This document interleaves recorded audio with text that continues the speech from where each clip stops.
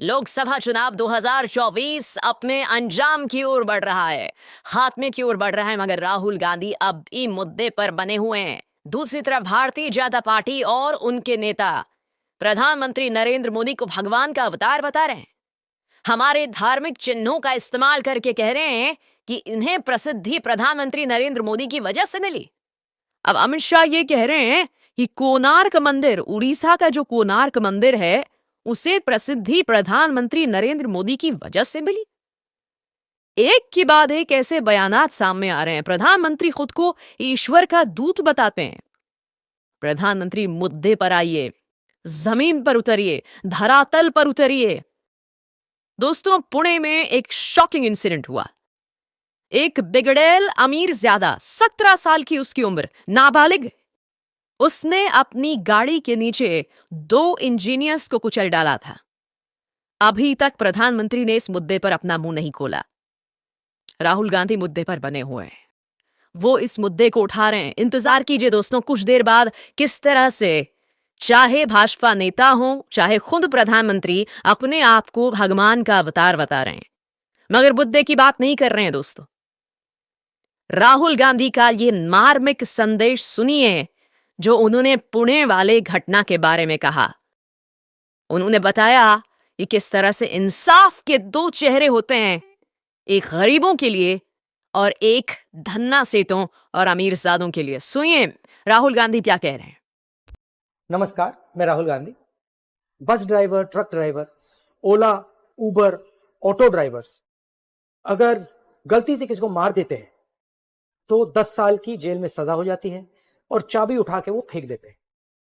मगर अगर अमीर घर का 16 साल का 17 साल का बेटा पोर्श गाड़ी को शराब पी के चलाता है और 2 लोगों की हत्या करता है तो उसे कहा जाता है कि ऐसे लिख दो। ऐसे ट्रक ड्राइवर से, बस ड्राइवर से क्यों नहीं लिखाते? उबर ड्राइवर, ऑटो ड्राइवर से क्यों नहीं लिखाते? नरेंद्र मोदी से पूछा गया कि 2 हिंदुस्तान बन रहे हैं, एक अरबपतियों का, एक गरीबों का। उनका जवाब आता है, क्या मैं सबको गरीब बना दूं? सवाल ये नहीं, सवाल न्याय का है। अमीरों को, गरीबों को, दोनों को न्याय मिलना चाहिए। न्याय सबके लिए एक जैसा होना चाहिए। इसीलिए हम लड़ रहे हैं, अन्याय के खिलाफ लड़ रहे हैं। एक तरफ राहुल गांधी मुद्दे पर बने हुए, मुद्दे की बात कर रहे हैं, मगर दूसरी तरफ हर गुजरते दिन के साथ प्रधानमंत्री नरेंद्र मोदी का दर्जा भगवान के तौर पर पेश किया जा रहा है। दोस्तों, याद कीजिए, संबित पात्रा की जुबान फिसली थी और संबित पात्रा में यह पक्ष दिया था कि भगवान जगन्नाथ प्रधानमंत्री नरेंद्र मोदी के बाप हैं। और संबित पात्रा इसके लिए 3 दिन का अनशन कर रहे हैं और ये मुद्दा जो है वो बहुत बड़ा मुद्दा उड़ीसा में बन गया है। मगर अगर आपको लग रहा था कि संबित पात्रा की जुबान फिसली है, मैं चाहूंगा कि आप सुने कि अमित शाह ने कोणार्क मंदिर के बारे में क्या कहा। वो कोणार्क मंदिर जो हमारी धार्मिक मान्यताओं पर प्रतीक है। कई उत्तर, दक्षिण, पश्चिम भारतीय जो हैं वो जाते हैं कोणार्क मंदिर। आप में आस्था पे सुनना अर्पित करते हैं। मगर अमित शाह ये कह रहे हैं कि कोणार्क मंदिर को प्रसिद्ध भी प्रधानमंत्री नरेंद्र मोदी की वजह से नहीं हुई। क्या लिए हमारे धार्मिक प्रतीकों को आप मानेंगे? सुनिए अमित शाह ने क्या कहा है। दुनिया भर के नेता मोदी जी के साथ हाथ मिलाकर फोटो खिंचाते थे, दुनिया भर के नेता। इसके पीछे तस्वीर कौन सी थी? हमारे कोणार्क के सूर्य मंदिर की तस्वीर के सामने मोदी जी ने हाथ खींचा। कोणार्क का सूर्य मंदिर आज दुनिया भर में प्रसिद्ध। जाहिर सी बात है, कांग्रेस ने इस पर करारा हमला बोला है। पार्टी की प्रवक्ता सुप्रिया श्रीनेव क्या कहती हैं? कल इनके प्रवक्ता ने कहा, प्रभु जगन्नाथ मोदी के वक्त हैं। आज अमित शाह कह रहे हैं कि कोणार्क मंदिर का सूर्य मंदिर मोदी के कारण फेमस हुआ। 1984 में ही कोणार्क मंदिर को यूनेस्को द्वारा विश्व धरोहर घोषित किया गया था। अमित शाह इस सवाल का जवाब दें कि आपको लगता है कि हर चीज प्रधानमंत्री नरेंद्र मोदी की वजह से है?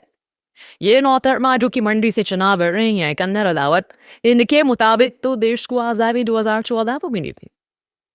ये लोग बार बार हमारे धार्मिक प्रतीकों का अपमान कर रहे हैं। वो चिन्ह चाहे सांस्कृतिक या धार्मिक भारत की पहचान का हिस्सा है, उनके बारे में इस तरह के अवैरगन बयान दे रहे हैं। अब मैं आपको अमित शाह का एक और बयान सुनाता हूं दोस्तों। जैसा कि आप जानते हैं, तमिलनाडु में चुनाव खत्म हो गया है। अब जाहिर सी नाते लाइन को वोट हासिल नहीं कर पाए, मगर देखिए उड़ीसा की जमीन से देश के गृह मंत्री अमित शाह की भाषा एक तमिल बाबू को उत्कल गुनी के सिर पर क्यों रख दिया? तमिल बाबू को आप तमिलनाडु के वोट में ही चलिए, इसलिए उड़ीसा की जमीन पर जाकर तमिलनाडु और उससे जुड़े लोगों के बारे में ये अजीबो गरीब बयान। तमिल बाबू को उत्कल गुनी, सुनिए उनकी जुबान। संस्कृति, अस्मिता और ओडिया स्वाभिमान का गला घोंटने का काम नवीन बाबू कर रहे हैं। मुझे बताओ संबलपुर वालों, ये महान उत्कल प्रदेश पर कोई तमिल बाबू शासन कर सकता है क्या? अरे जोर से बोलो, कर सकता है क्या? मैं फिर आपसे पूछना चाहता हूं दोस्तों, ये हो क्या रहा है? हमारी एक बैडमिंटन प्लेयर हैं साइना नेहवाल, मगर आजकल उनकी पहचान सिर्फ और सिर्फ भाजपा के चाकूकार के तौर पर हो गई। उन्होंने ये तस्वीर पेश की है दोस्तों। यहाँ पर वो कह रही है पुरी का जगन्नाथ मंदिर। मगर आप बताइए दोस्तों, इसमें जगन्नाथ मंदिर कहाँ दिख रहा है? इसमें तो सिर्फ प्रधानमंत्री दिख रहे हैं। जगन्नाथ मंदिर को ब्लर कर दिया गया है। खुद इस तस्वीर को देखिए दोस्तों। मैं आपसे पूछना चाहता हूं, अगर राहुल गांधी मेरे साथ किया होता तब क्या होता बताइए? अगर राहुल गांधी ने अपनी तस्वीर डाली होती कोणार्क के मंदिर के साथ या जगन्नाथ मंदिर के साथ और उसे ब्लर कर दिया होता, उसे धुंधला कर दिया होता। यहां देखिए जगन्नाथ मंदिर को धुंधला कर दिया गया है प्रधानमंत्री नरेंद्र मोदी के लिए। बार बार हमारे धार्मिक चिन्हों का इस तरह से अपमान क्यों किया जाता है, ना समझना चाहता हूं। और फिर प्रधानमंत्री खुद को ईश्वर का अवतार बताते हैं। उन्होंने न्यूज़ 18 को ये इंटरव्यू दिया दोस्तों, और इस इंटरव्यू में प्रधानमंत्री ने आप जानते हैं क्या कहा कि जब तक मेरी माँ जिंदा थी तो मुझे लग रहा था कि मैं उनका बायोलॉजिकली बेटा, मगर उनकी जाने के बाद मुझे ऐसा लगता है कि मुझे भगवान में ले जाए।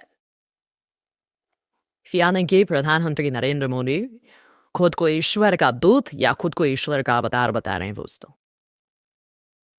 उनके भक्त, उनकी पार्टी अब तक उन्हें विष्णु का, राम का अवतार बता रही थी, अब वो खुद को ईश्वर का दूत बता रहे हैं। सुनिए न्यूज़ 18 के इंटरव्यू में उन्होंने क्या कहा।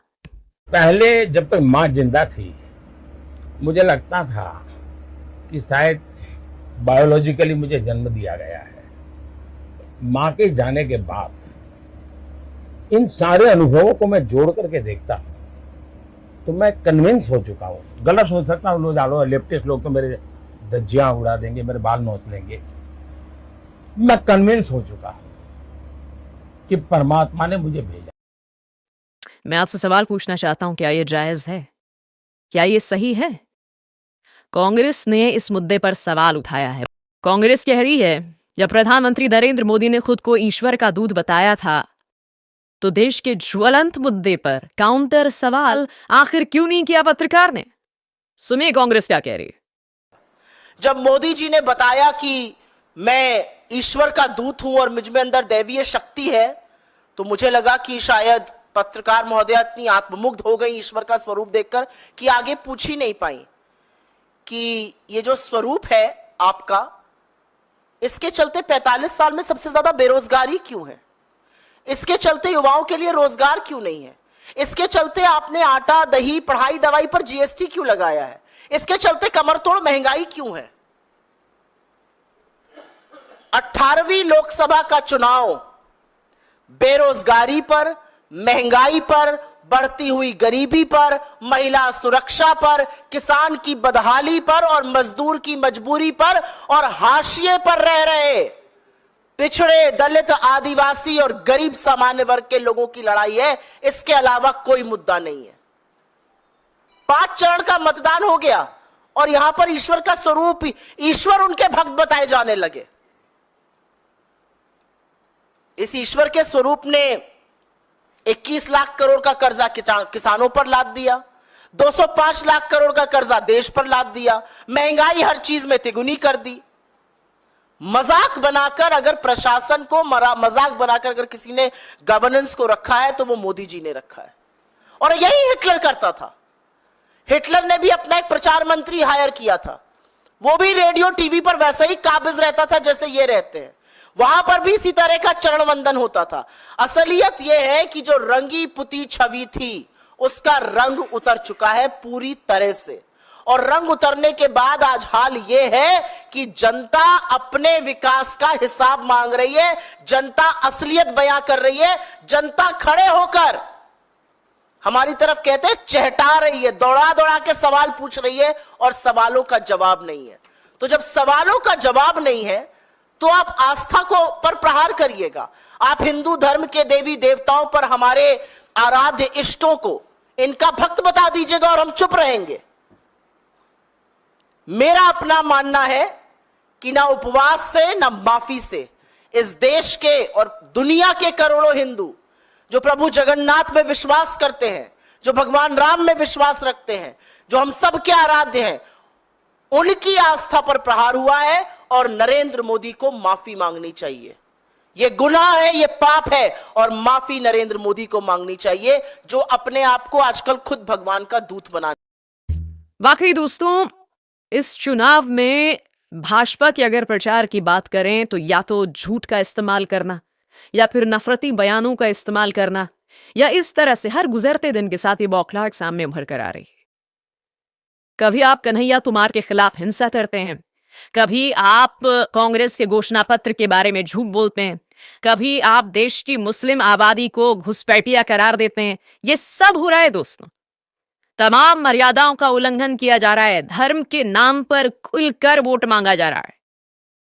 चुनाव आयोग कुंभकर्णी नींद सो रहा है। लंबी लंबी कतारें हम देख रहे हैं पोलिंग बूथ के बाहर। मतदान को धीमा किया जा रहा है, विपक्षी आरोप लगा रहा है। चुनाव आयोग के पास इन सवालों का जवाब नहीं है। ना भाजपा असली मुद्दे पर है, ना चुनाव आयोग असली मुद्दों को संबोधित करना चाहता। ये हो क्या रहा है दोस्तों? और अगर ऐसा हो रहा है और अगर 4 जून को भाजपा जीत भी गई तो इसका क्या फायदा? आपने पूरे सिस्टम को हैक करके अपने काबू में लेकर, अपने कब्जे में लेकर आप ये तमाम हरकतें करते रहे। इस जीत का क्या फायदा? जीत का फायदा तब होता है जब मुकाबला बराबरी का हो, जब रिसोर्सेज पर विपक्ष और सरकार दोनों का बराबर कब्जा हो। मगर यहां पर क्या हो रहा है आप सब जानते हैं। लोग वोट देने जाते हैं तो सुरक्षाकर्मी उसकी जांच करने लगते हैं, जबकि सुरक्षाकर्मी ऐसा नहीं कर सकते, सिर्फ चुनाव आयोग कर सकता है। हमने देखा हैदराबाद में भाजपा की कैंडिडेट माधवी लता, जो लोग लाइन में लगे हुए थे उनका पहचान पत्र देख रही हैं, भाजपा की कैंडिडेट हैदराबाद से। निजाम से जो भाजपा के कैंडिडेट हैं वो चुनाव आयोग को या चुनावी अधिकारियों को धमका रहे हैं। ये सब खुला खेल फरूखाबादी हो रहा है और इसे हम निष्पक्ष चुनाव कहेंगे। इन मुद्दों पर गौर कीजिएगा दोस्तों, इन्हें आप नजरअंदाज नहीं कर सकते।